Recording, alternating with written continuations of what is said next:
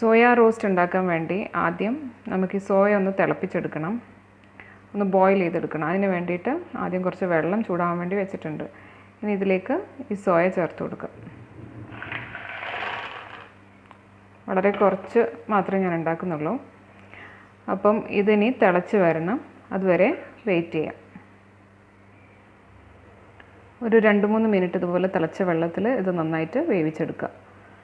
3 minute കഴിയുമ്പോൾ ഇത് വെള്ളമൊക്കെ ഊറ്റിക്കളഞ്ഞ് വേറൊരു പാത്രത്തിലേക്ക് മാറ്റാം.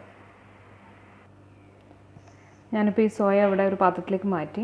ഇതിലെല്ലാം എക്സ്ട്രാ വെള്ളമൊക്കെ ഞാൻ കളഞ്ഞതിന് ശേഷം ഒന്ന് പിഴിഞ്ഞ് എടുത്തിരിക്കുകയാണ്. ഇനി ഇതിലേക്ക് നമുക്ക് കുറച്ച് മസാലകൾ ചേർത്ത് ഒന്ന് മാരിനേറ്റ് ചെയ്തൊരു 10 മിനിറ്റ് വെക്കണം.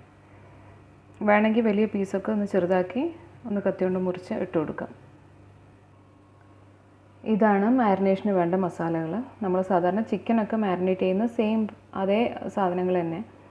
കാശ്മീരി മുളക് പൊടി എടുത്തിട്ടുണ്ട് 1 ടീസ്പൂൺ, പിന്നെ മല്ലിപ്പൊടി, ഉപ്പ്, കുരുമുളക് പൊടി, കുറച്ച് ഗരം മസാല, അരിപ്പൊടി, വറുത്ത അരിപ്പൊടി എടുത്തിട്ടുണ്ട്, പിന്നെ കുറച്ച് പെരിഞ്ജീരകം പൊടിച്ചത്. ഇത്രയും സാധനങ്ങൾ ഞാനിവിടെ എടുത്തു വെച്ചിട്ടുണ്ട്. എന്നിട്ട് നമുക്കിതെല്ലാം കൂടി ഈ സോയയിൽ ചേർത്ത് ഒന്ന് മാരിനേറ്റ് ചെയ്ത് ഒരു 10 മിനിറ്റ് വെക്കാം. ഇത് മാരിനേറ്റ് ചെയ്ത് സോയ റെഡി ആയിട്ടുണ്ട്. 10 മിനിറ്റ് കഴിഞ്ഞു.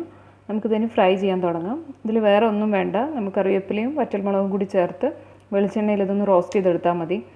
സവാള, വെളുത്തുള്ളി അങ്ങനത്തെ ഒന്നും ഇതിൽ ആവശ്യമില്ല.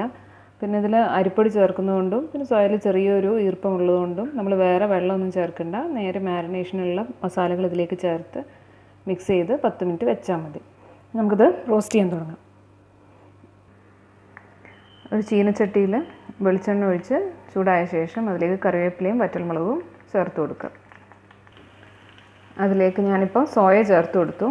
ഇനി ഒരു 7 മുതൽ 8 മിനിറ്റ് വരെ നമുക്കിത് റോസ്റ്റ് ചെയ്തെടുക്കണം. ഇടയ്ക്കിടയ്ക്ക് ഒന്ന് ഇളക്കി കൊടുത്താൽ മതി. ഒന്ന് അടിയിൽ അങ്ങനെ പിടിക്കാതിരിക്കാൻ വേണ്ടി ഇടയ്ക്ക് ഒന്ന് ഇളക്കി കൊടുത്താൽ മതി. റോസ്റ്റ് ചെയ്ത് ഇങ്ങനെ എടുക്കണം. ഇടയ്ക്ക് വേണമെങ്കിൽ കുറച്ചും കൂടെ വെളിച്ചെണ്ണ ആവശ്യമെങ്കിൽ ചേർത്ത് കൊടുക്കാം. ഇത് 5 മിനിറ്റ് കൊണ്ട് തന്നെ ഇത്രയും റോസ്റ്റായി വന്നിട്ടുണ്ട്. ഇതിന് കുറച്ചും കൂടെ വെളിച്ചെണ്ണ ഒഴിച്ച് 2 മിനിറ്റും കൂടി റോസ്റ്റ് ചെയ്തതിന് ശേഷം നമുക്ക് ഫ്ലെയിം ഓഫ് ചെയ്ത് ഇത് സെർവ് ചെയ്യാം. ഇത്രയും എളുപ്പമാണത് ഉണ്ടാക്കാൻ. ഇതിപ്പോൾ റെഡിയായി. നമുക്കിതൊരു സെർവിങ് ഡിഷിലേക്ക് മാറ്റാം. ഇത് സെർവ് ചെയ്യുന്ന സമയത്ത് ഒരു ചെറുനാരങ്ങ ഒരു ചെറിയ പീസ് കൂടെ കരുതുക. സെർവ് ചെയ്യുന്ന നേരത്ത് മാത്രം അതും കൂടി പിഴിഞ്ഞൊഴിച്ചിട്ട് ഇത് നമുക്ക് കഴിക്കാം. ഇത് നല്ല സ്പൈസിയാണ്, എക്സ്ട്രാ സ്പൈസിയാണ്. സ്പൈസ് ലെവൽ അവനവൻ്റെ ഇഷ്ടത്തിന് അഡ്ജസ്റ്റ് ചെയ്യാം. കശ്മീരി മുളകാണ് ചേർത്തത്. അതിൻ്റെ കൂടെ ഞാൻ കുറച്ച് പെപ്പർ പൗഡറും കൂടി ചേർത്തിട്ടുണ്ട്. പിന്നെ വറ്റൽമുളകും ഉണ്ട്. അപ്പം എല്ലാവരും ഇത് ട്രൈ ചെയ്ത് നോക്കുക. എൻ്റെ അഭിപ്രായം അറിയിക്കാം. Thanks for watching.